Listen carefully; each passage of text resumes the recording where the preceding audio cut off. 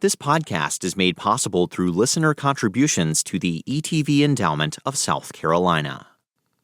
And the Florence County Museum, presenting Kindred Spirit, the personal worlds of William H. Johnson, exploring the painter's artistic evolution and journey of self-discovery from rural South Carolina to Europe and New York.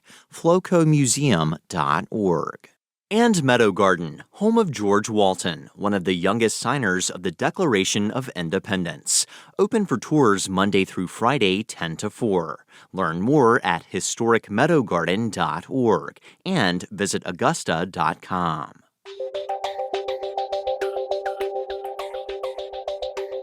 From South Carolina Public Radio, this is Walter Edgar's Journal.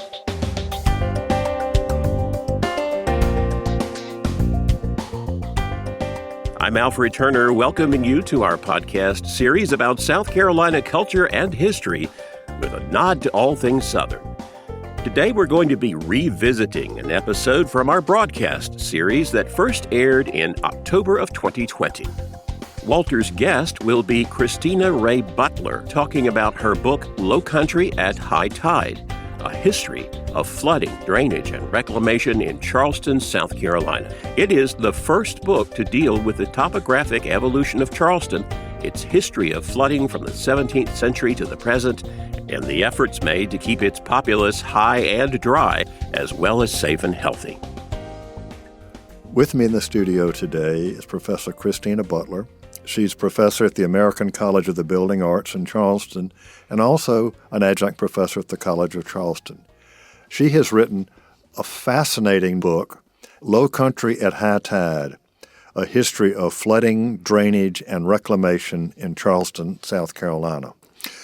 Okay, flooding, drainage, and reclamation. Most people who lived in Charleston today would say, flooding and drainage? Drainage? Flooding, yes, every 5 days, right? Right. So what made you decide to tackle this project? So I am from Cleveland, Ohio originally, which obviously doesn't have any coastal flooding, no tidal fluctuation. So when I moved to Charleston in 2004, we had a small tropical storm a couple days after I arrived, and the aftermath was minimal compared to a bigger storm, but I was just fascinated with how quickly parts of the peninsula reverted back to what turns out to be a tidal creek that was, improperly filled historically.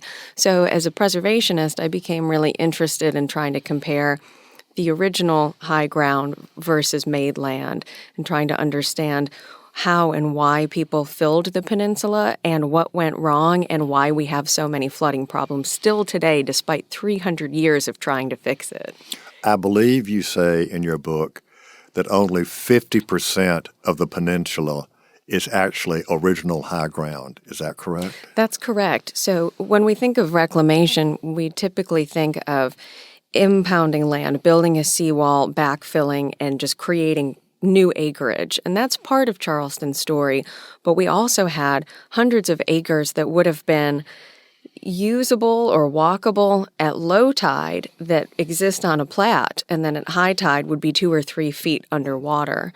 So we're actually reclaiming land from the river, but then we're also trying to fill in marshes that are high sometimes and usable and low others. At one time, Charleston's waterfront was the other side of the Exchange Building. Yes. People came through the Exchange Building to get into the Port of Charleston. Now it's 300 feet out into the Cooper River. Yes. And let's start with that because you talk about how that land got made. It started off accidentally and then it became intentional. Yes. So that's one of the struggles with Charleston, and it's very easy in 2020 to be annoyed at perceived lacks of infrastructure, but so much of our early fill, there was no engineer involved. There wasn't even a municipal government yet. So it's private developers, incidentally, like Henry Lawrence, who are buying marshland, doing speculative development on it and trying to turn it into lots. And then folks accidentally filling along the waterfront just by accretion of garbage and silt getting stuck between the wharves. And then after a couple decades of that, you have docks that are too shallow to actually put a deep draft boat into. So over time, we sort of gradually and accidentally built a couple of blocks onto the east side of the peninsula. So it's sort of no wonder they don't drain correctly because they weren't actually planned. I think we need to talk for a minute about how those early docks or wharfs were built, because people think today if you drive pilings and it's raised, wooden, and what have you. That's not the way they built those docks in Charleston in the late 17th and the early 18th century. Right. So I think for me, looking at the engineering, the building, and the how and the why was the most exciting part of the project. Comparing maps was the easiest. You walk down Water Street and you can see it goes downhill, and that lines up with a creek on a map historically. The wharfs were a little bit more difficult because you can see them on a map or a plat, but you can't really visualize how they're constructed because, as you mentioned, today we just slam piles and water can move below those wharves or docks. Historically, they're building crib works, actual wooden frames, and they're submerging them and backfilling them. So they would have actually been hard-packed, made land. So you could offload thousands of pounds of material off of a ship. You could build warehouses and store barrels on those wharves. So they're not hollow that water can go under like a modern one. Well, I'm thinking about the topography and the geography of coastal South Carolina. What are they filling it with? You know, they can fill it with dirt, but they're not stones. I mean, they unless they hadn't yet discovered Fairfield County full of rocks to be able to bring things down. So they're just putting dirt in it, garbage, right. Everything? Literally anything and everything. So as you mentioned, there's no Quincy granite yet. We don't have any stone available on the Lowcountry coastline except shipping it in from, New England or Europe, which is very expensive. So Charlestonians basically had to use whatever was locally available. And they're using a mix of pluff mud. They're trying to use sand, which won't compact properly, so you can't really create a buildable site with sand. Well, how do you make pluff mud? How do you pack pluff mud? I thought you sink through pluff mud. You do, and that's the problem. That's all we have is sand and pluff mud and clay. And, pluff mud, if you dry it out, it'll get cakey, but it's not really the kind of material you can squish the water out of with a little manual ram, which is all they would have had. So there were folks up the Ashley River with plantations who would sell earth or dirt and then, ship it down the river on a flatboat, which wasn't as expensive as shipping in stone, but still pretty costly. Okay, they built these big wooden cribs, and eventually they were using palmetto logs, right? Yes. Okay, and they sink them, but do they anchor them? I mean, it seems like it's a pretty loose construction. Yes, a very loose construction. So what'll happen is those crib works, which aren't pinned in a modern sense, if they would move or rock or a storm came, all of the fill, which is, sand, pluff, mud, garbage, potentially ballast stone, literally whatever was cheap or free, would subside out the bottom of those crib works and then silt up the dock area where the ships are supposed to be located. So it's pretty haphazard construction, really. But that's how the Cooper River side of the city began to expand, is the leaking wharfs. Yes. Yes. Now, one thing you didn't mention, at one point, they were throwing carcasses in there too, right? Oh, yeah. I have some choice quotes in the book about the pretty unsanitary things that were used for fill. So we actually in Charleston had a pretty decent sanitation department or forerunner. The scavengers department would come and pick up house waste and street debris. Stop them. The scavenger department. Yeah.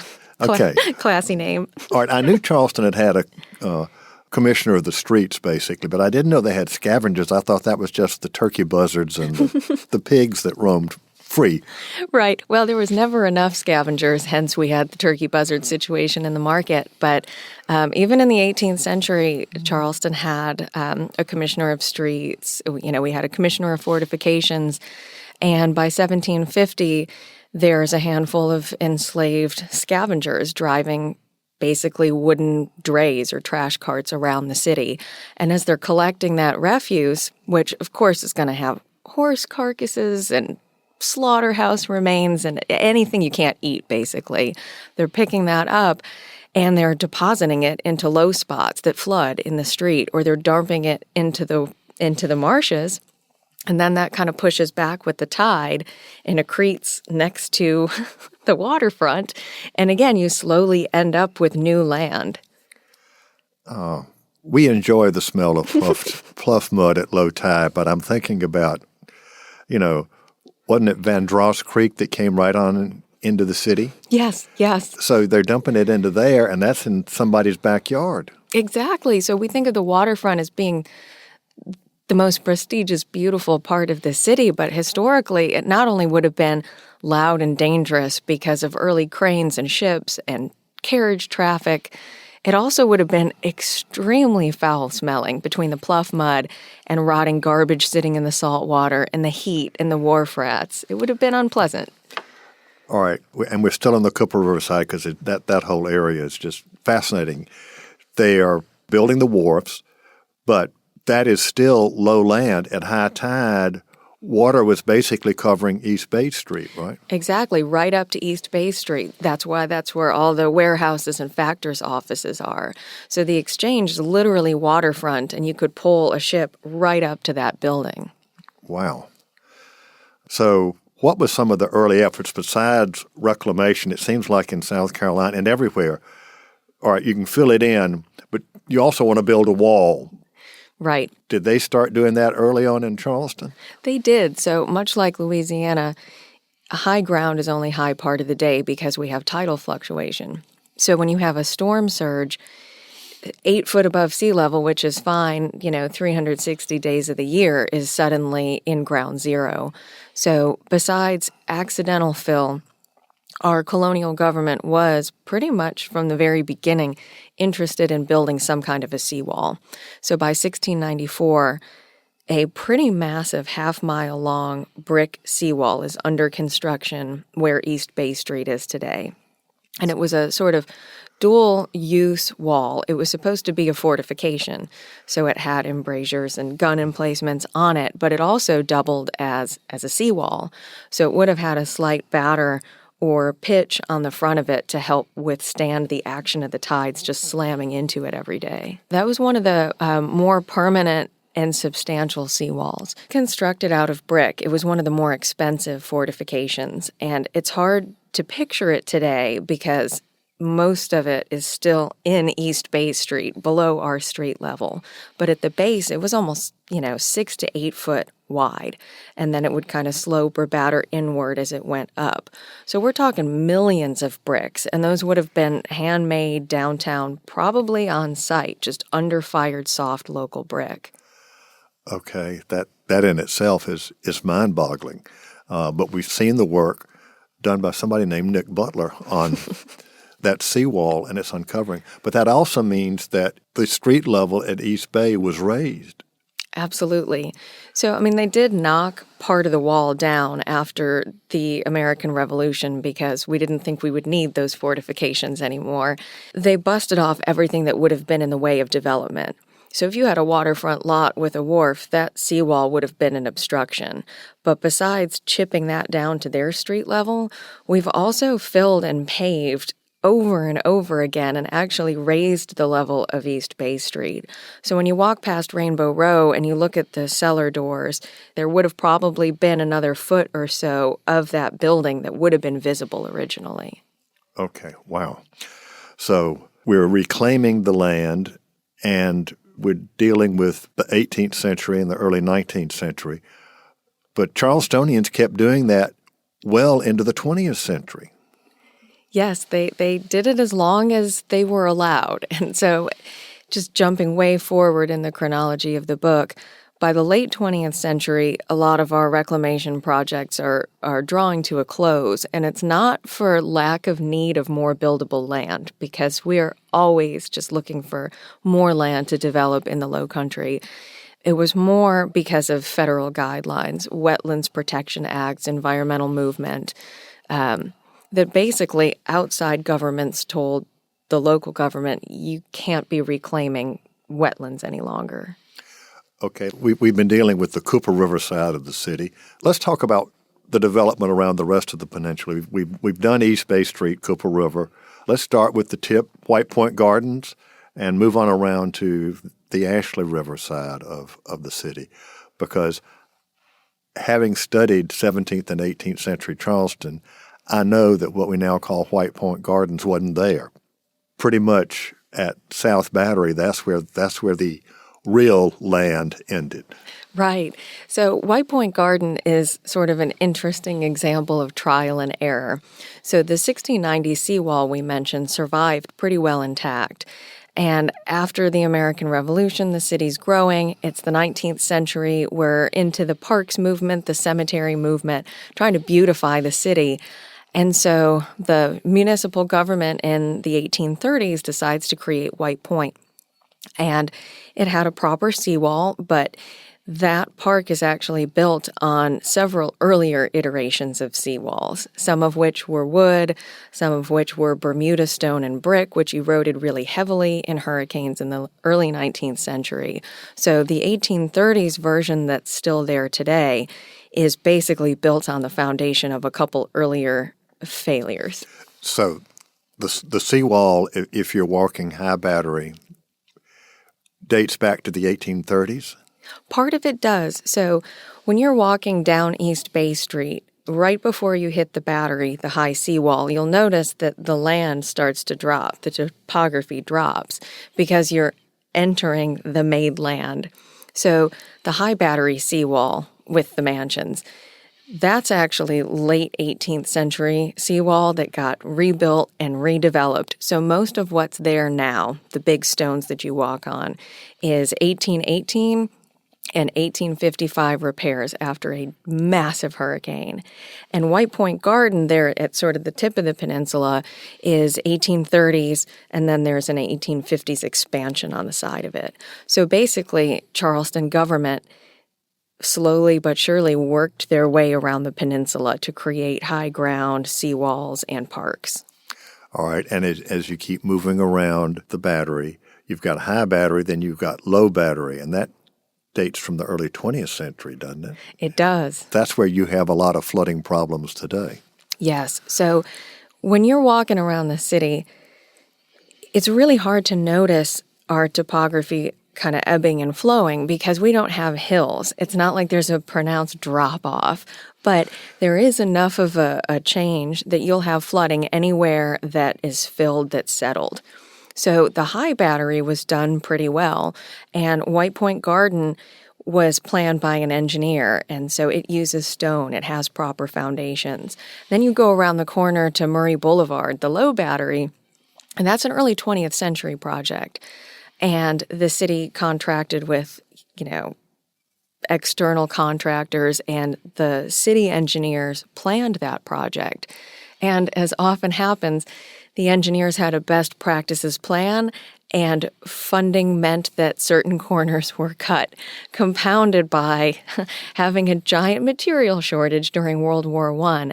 And so Murray Boulevard is actually lower than the engineers had said that it should be, and the piles, which were concrete and steel, weren't driven as deep as they were supposed to be, and several were substituted for pine piles because of the war effort. They couldn't get the materials to finish the project. All right. Now, as I understand it, you're talking about putting in piles. There actually is deep down, there is marl. There is substance down there. How far? It depends, 60 to 100 foot. So marl it's more stable than pluff mud, but we don't have a shelf of bedrock. You can drive a pile all day and you're not going to hit stable stone like you would, on the New England coast. So when we want to create a seawall or a foundation for a new 8-story hotel building or whatever you're constructing, you basically drive piles 60 to 100 feet and hope you hit marl. And if you don't, as long as you have a grid work of enough piles to help stabilize the footers of the foundation, it's almost like it's sort of able to float, almost like a raft. Didn't DeBrom float the fortifications on Calhoun Street in the years before the Revolution? Yeah. So there's some great illustrations that show the construction of the 18th century fortifications. But you're looking at either a brick in Charleston or stone designed for elsewhere, and the wall is straight on one side and sloped on the other. And then at the base, there's an actual crib work or raft of wood framing, and that sits on top of stakes, basically pine or cypress stakes that are driven into the ground.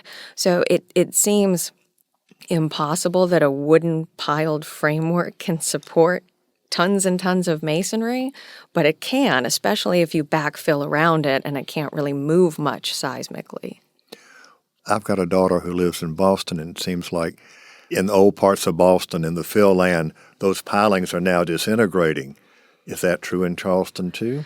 It can be. So part of the issue is if you have wood or something organic trapped in an anaerobic environment where it's not getting any airflow or oxygen, it can stay intact and not rot. The problem is where you have constant wetting and drying. So it's something I tell my students about all the time. Wood sitting in water isn't a problem. Wood getting wet and dry over and over again is what causes rot and degradation. So when the Walled City Task Force did archaeology, they found 18th century cypress piles that still had bark and texture on them. They looked like they had been cut yesterday because they were submerged. The problem comes where you have foundations that are inundated when we have a tidal surge, and then they dry back out. And that happens, a couple times a year over and over, and that'll just eat the foundation of a building or a seawall. I guess that brings me to the next question is, what about buildings beginning to sink? Definitely a problem. So considering the fact that we didn't pour concrete modern footers that had rebar metal to tie to the frame of the building. Traditionally, if somebody was doing a masonry building, they'd dig a construction trench and they'd start the courses below grade, a little bit wider than the wall, and they'd sort of step the wall in with each story. That works if you have stable ground. If you have made land or marl, that foundation is going to settle. It's probably not going to settle uniformly. And when we have seismic activity like the earthquake of 1886, buildings on historic foundations on made land will just crumble. I mean, the masonry is not properly supported by the ground. How do you deal with that? It's a complicated problem, part of it because of financing, part of it because if you relocate a historic structure, you've changed its context. It's not really the same building anymore. And so it's actually, I would say, one of the biggest preservation conundrums of this decade. All of these coastal communities that are at increasing risk. So there's actually a conference, an annual conference called Keeping History Above Water. And it's a bunch of preservationists who get together to try and answer those questions about how to save historic buildings and wetlands while keeping them as much intact as possible. All right. We've been dealing with buildings, but Charleston putting in sewers, water, all of that into an unstable ground. And they were even having trouble with that back in the 19th century, right? Or 18th century. Yeah, for pretty much the beginning. So the reason there's so much on drainage in the book, which I realize isn't the most glamorous of topics, but without proper tidal drainage and storm drainage, Charleston wouldn't be habitable. Because even if you elevate a space, as we mentioned, if you have a spot that's slightly lower, like there used to be a pond and now there's a depression in the street, or a tidal surge comes in and water gets over the seawall, which it does when we have a big storm, there has to be a way to get that water back off of the street. And so Charleston has subterranean tidal drains. Okay, I had heard about those, and actually at one time, Mayor Tecklenburg tried to explain it to me at a cocktail party on Edisto Island. But anyway, I didn't quite get it, but you please explain that. How much water will that hold? So the tidal drains weren't really designed like a reservoir. So like think about, LA County, they have those big concrete, huge reservoirs that can just take all the surface drainage. These aren't retention devices necessarily. Okay. So in terms of diameter, anywhere from 3 foot to 6 foot. So big enough for a person to scuttle through and inspect periodically. Okay, but aren't there great big, I want to say, storerooms where the water comes in and then they pump it out? In the new ones. So the 19th century antebellum tidal drains under the city, they still work. I mean, they'll still wick water down and then out to the rivers. So if you imagine tidal drains going from river to river under the city, and they're constructed out of brick. So, of course, if the ground moves or settles, that brick is going to heave and you're going to have cracks or cave-ins, which still happens on occasion. But those drains are designed with floodgates on the ends of them. Okay, I was going to ask that. They're tidal, which means, okay, at low tide, the water will go out. At high tide... it just comes right on in is what it does. So, I mean, I'm sure in the 18th and 19th century, they were using wood just like they would have been on a rice trunk. Exactly like a rice trunk. And I guess we better explain what a rice trunk is. Our rice fields were enclosed by large earthen dikes, and they were flooded because this was a wet culture of rice. It worked on the tides. It was a cypress box that had a movable gate at either end, which could be made stationary if you wanted it. But if you just wanted the tidal flow to go in and out, if the tide's coming in and you want your rice field flooded, you raise the gate on the river side, and the water comes through and goes into the rice field. And if you want to keep it there, you then make the gate on the field side. You lock it in place. And then if you want to drain it, we got a low tide, you raise the gate on the field side, and it flows out into the river. Exactly. And so the Charleston drains were fitted with similar floodgates. So you could let them fill up with high tide salt water if you wanted to, and you would close the gates, and you would wait for the tide to drop, and you would open the gates. And basically what that would do would be to flush out any manure or debris or anything else that had gotten stuck in the drains. It would basically flush or clean them out. The problem with them is you have to have somebody manning those gates, just like a rice field. If somebody's asleep at the switch and they don't open or close the gates at the right time, you can trap water in or out when you don't want to. And another struggle is if we get bad rain at high tide, when those are already full, we're going to flood. If you had them completely empty at high tide because you knew a storm was going to come, so you flushed them out at low tide, closed the doors, kept them empty, and it rained, those drains aren't reservoirs. They can only hold so much. So at a certain point, that water will start wicking out of the drains into the street. Anybody in Charleston has seen this happen. You're just walking along and there's tide water coming out of a manhole cover or a grate. It's because there's just nowhere for it to go. All right. How are those gates controlled today?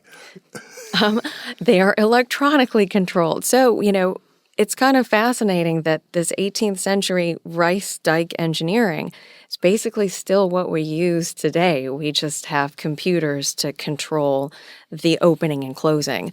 So Colonial Lake in downtown Charleston, which was marshes, and it was impounded to make it into a mill pond when the Ashley River side of the peninsula was a little more industrial, and then converted into a reflecting pond in the 1880s.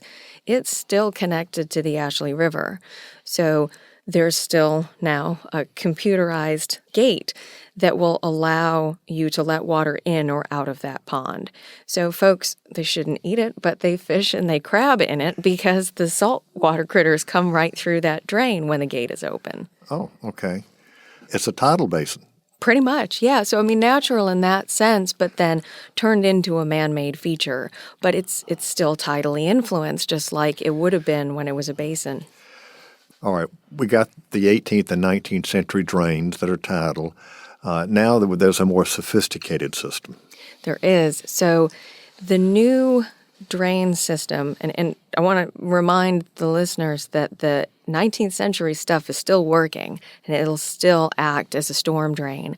But in areas of this city that are known for flooding because they weren't reclaimed well, like the market or like Lockwood Boulevard that has settled some. I was going to ask about Lockwood later. Before you get into the draining, you've mentioned the market.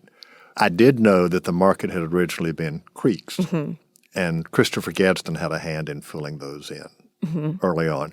But that whole area is man-made. Yes. And it floods. It does, heavily.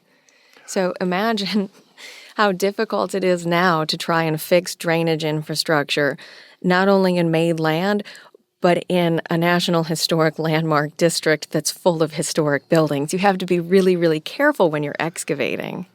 And there really hasn't been a solution to solving those areas yet. Not as such. Lockwood Boulevard is sinking how much per year back into the marsh? It depends when it was created, because the 1930s and 40s section seems to be doing a little bit better. Some of the sections closer to the Citadel, Brittlebank Park, were done with sanitary landfill, which is a classy 1950s term for taking city garbage, trying to pull diapers and organic stuff out of it, throwing it in a marsh, and compacting it with a steamroller. So that stuff, whilst compacted well, is on top of marsh mud and seems to be settling, anywhere from 3 to 7 inches a year. Okay, now that's what I want. 3 to 7 inches a year.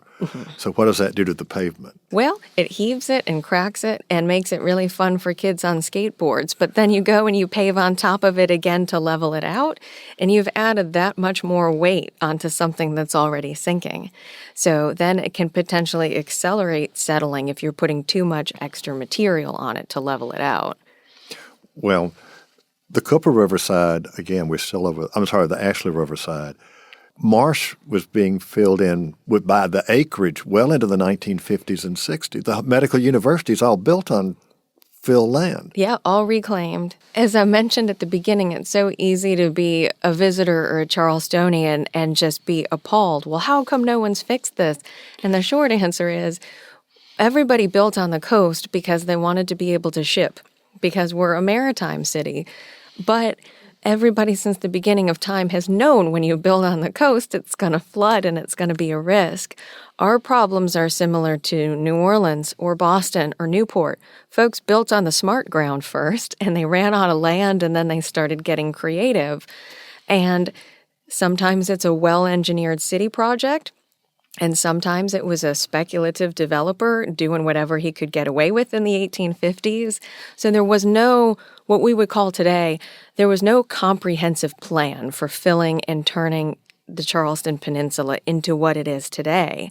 So much of it was done piecemeal over 300 years that it's hard to fix because one area is reclaimed completely differently from another. And if it was done by a private developer, we don't have any plans for that. You don't even know where they got that fill. Well, you mentioned sanitary landfill. We can talk about, particularly in the 18th century, there were unsanitary landfills. Yes. And the one piece of legislation I think you referred to is, and I talked about bodies, is people were disposing of corpses.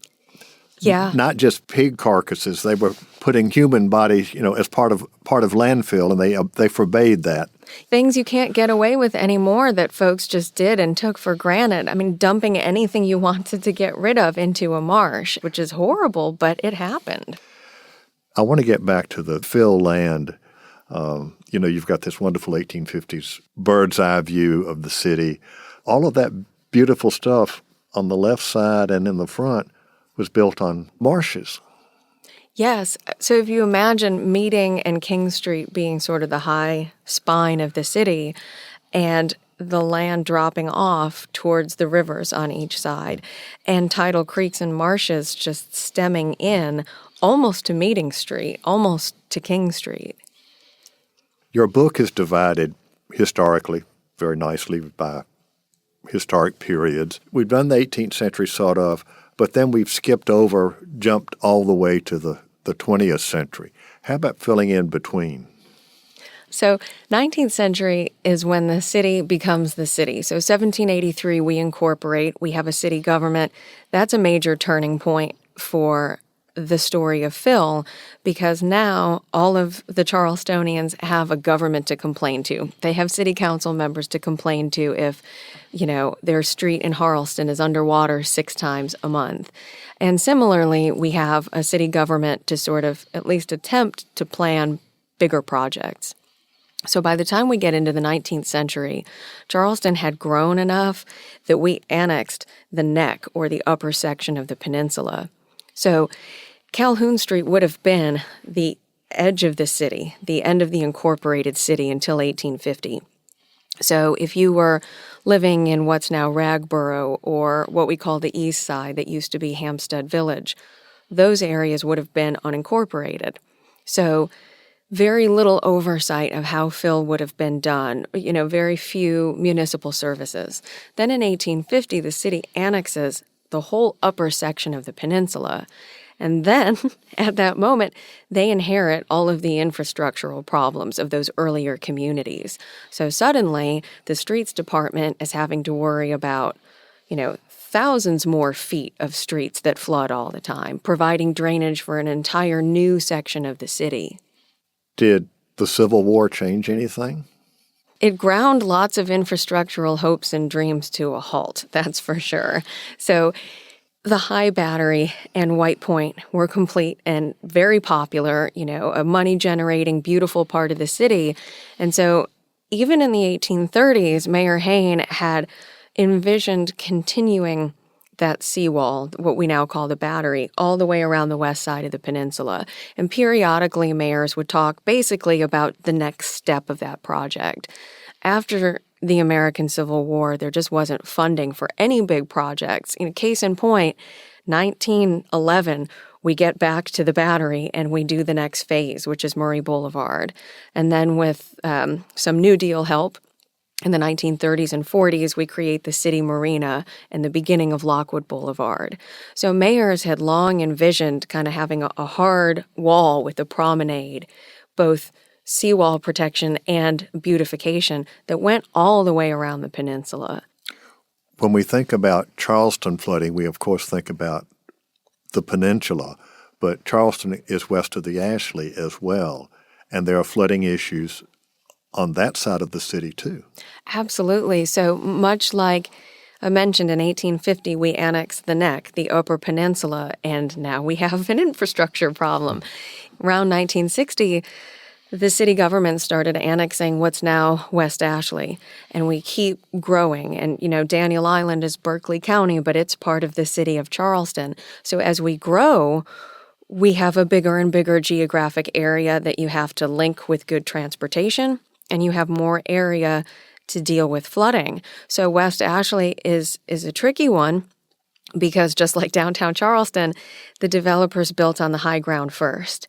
And as our population in the Lowcountry grows, we keep building further and further out into at-risk areas.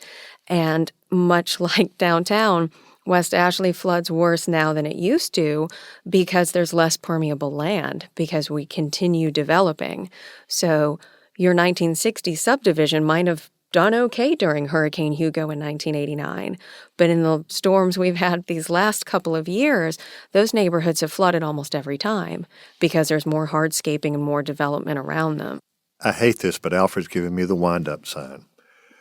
Any last words you would like to have for our listeners before we sign off? So I guess a couple parting comments. It's always easier to start a project new. When you're doing engineering and flood abatement in Charleston, you're trying to solve a 350-year-old problem. And historically, we literally would take a graveyard, which is in low area, put sand and fill on it, and build on top of it. There's just things you can't do anymore that people used to do and think nothing of. You can't put slaughterhouse remains in the street in front of somebody's house anymore and pave on top of it. So we're lucky in a lot of ways to live and breathe and walk around Charleston, but this is not a new problem. All right. Christina Butler, thank you so much for being with us today on The Journal. Thank you so much. It was such an honor.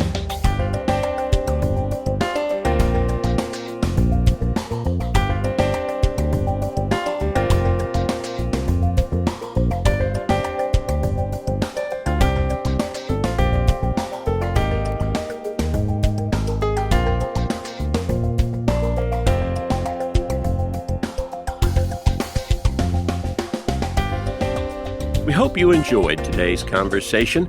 For centuries, residents have made many attempts, both public and private, to manipulate the landscape of the low-lying peninsula on which Charleston sits.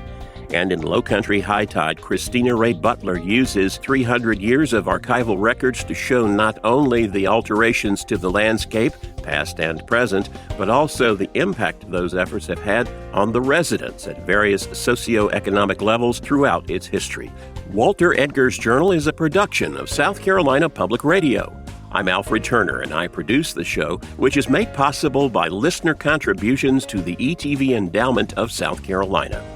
Remember, the views and opinions expressed on Walter Edgar's Journal are not necessarily those of South Carolina Public Radio or its underwriters. New episodes of Walter Edgar's Journal are published on the first and third Fridays of the month and are available at southcarolinapublicradio.org, on the SCETV app, as well as your favorite podcast provider. We'll talk again soon.